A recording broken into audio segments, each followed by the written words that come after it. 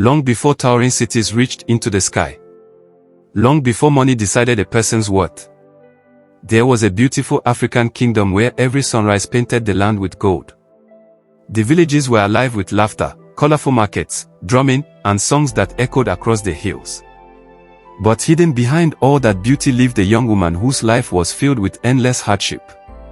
Her name was Amara. She had no parents, no wealth, no land. Only a tiny mud hut at the edge of the village. Every morning before the first rooster crowed, Amara would wake up, wrap herself in her faded hand-woven cloth, and walk barefoot into the forest to gather firewood. She carried the heavy bundles on her head for miles.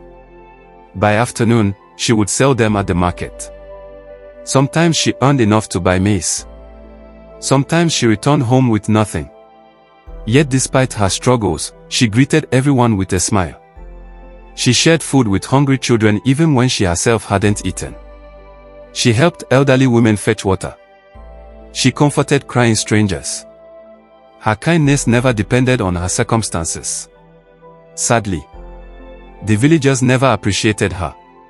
Whenever Amara entered the market, whispers followed behind her. "There goes the poor girl. Look at those old clothes. She'll never become anything." Some even laughed openly.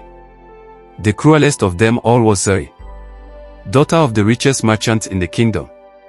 She dressed in expensive fabrics decorated with colorful beads and shining gold bracelets. Every time she saw Amara, she smiled with cruel delight. One afternoon she deliberately bumped into Amara. The basket of firewood fell into the mud.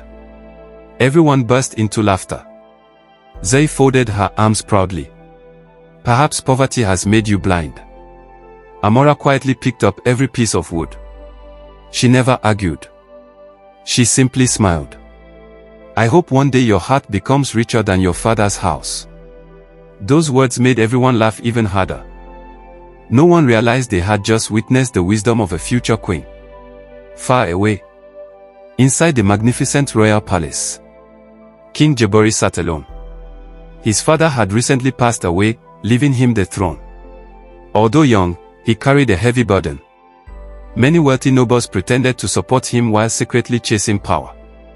Every person he met praised him because he was king. But he wondered, who would still be kind if they believed he was nobody? So one morning, he removed his royal clothing. He dressed like an ordinary traveler. No guards. No crown. No royal horse. Only simple clothes and a walking stick. His journey led him deep into the kingdom. Days later, while crossing a thick forest, disaster struck. Bandits surrounded him. They stole the little food he carried. One of them pushed him into a ditch before disappearing into the trees. Bruised and exhausted, Jabari struggled to stand. Hours passed. No traveler stopped to help. Until Amara appeared carrying another bundle of firewood. She immediately dropped everything. "Oh no. Are you hurt?" Without asking who he was. Without expecting anything in return. She helped him stand. She cleaned his wounds with medicinal leaves she had learned to use from village elders. She shared the only food she had. A small piece of roasted yam. It was meant to be her dinner. Yet she gave it away without hesitation. The disguised king stared at her in disbelief. "You don't even know me?" Amara smiled gently. "I don't need to know your name before helping you." Those simple words echoed inside Jabari's heart. For the first time in many years, someone had shown him genuine kindness. Not because of power. Not because of wealth. Simply because she cared. Over the next few days, Amara guided him safely back towards civilization. She introduced him to children she tutored. She helped farmers repair broken fences.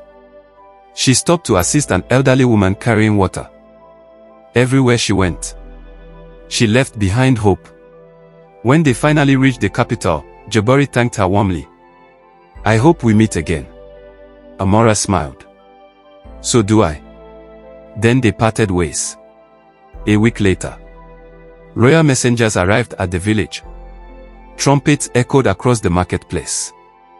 The entire village gathered. An announcement was made. The king requests that the young woman named Amara appear before the royal palace immediately. Silence. Everyone turned toward her. Even Zay looked confused. The villagers assumed she had committed some terrible crime. Some secretly celebrated. Others whispered, "This will be the end of her." Amara herself had no idea why the king wanted her. She simply followed the royal guards. As she entered the palace, her eyes widened. Golden pillars stretched toward enormous ceilings. Beautiful carvings decorated every wall. Musicians played traditional drums. Royal guards stood proudly with shining spears. Then, the king entered. Except this time, he wore the royal crown. Amara froze. The traveler was the king. King Jabari smiled warmly. "You helped me when you believed I was an ordinary man. You expected nothing. You judged me by my humanity, not my appearance." The entire royal court watched in stunned silence. Jabari continued, "I have searched for someone worthy to stand beside me. Not because of beauty. Not because of wealth. But because compassion creates stronger kingdoms than gold ever can." Then, before the entire kingdom, he asked Amara to become his queen. Gasps filled the palace. Outside, the news spread faster than wildfire. The same villagers who mocked her could hardly believe it. Zay became furious. She refused to accept that the poor girl she insulted was now queen. Consumed by jealousy, she bribed dishonest nobles. Together they spread terrible lies. They claimed Amara used magic. They accused her of manipulating the king. Some demanded she be removed from the palace. But Amara never responded with anger. Instead, she continued helping the poor. She built wells in villages where children walked miles for water. She established schools beneath giant baobab trees. She opened food stores during seasons of drought. She personally visited sick families instead of sending servants. Slowly, the people witnessed the truth with their own eyes. This queen asked for nothing. She simply served. Eventually, even those who once mocked her felt ashamed. One by one, they came asking for forgiveness, including Zay. She stood before Queen Amara with tears in her eyes. "I judged you because you were poor. I believed money made someone important. I was wrong." Amara smiled exactly as she always had. "The greatest wealth is learning from our mistakes. I forgive you." That single act of forgiveness healed wounds that hatred never could. Years passed.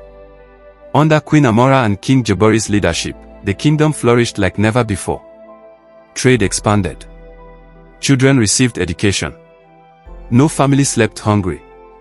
Travelers came from distant lands to witness the remarkable queen who had once carried firewood on her head. Generations later, elders still gathered children beneath ancient baobab trees. They told the story of the poor girl everyone mocked, who became one of the greatest queens the kingdom had ever known. Not because she married a king, but because she remained kind. Long before anyone placed a crown upon her head. And perhaps, that is the greatest lesson of all. Never laugh at someone's beginning. Because destiny often hides greatness beneath the simplest clothes. Sometimes, the person the world overlooks today becomes the one history remembers forever.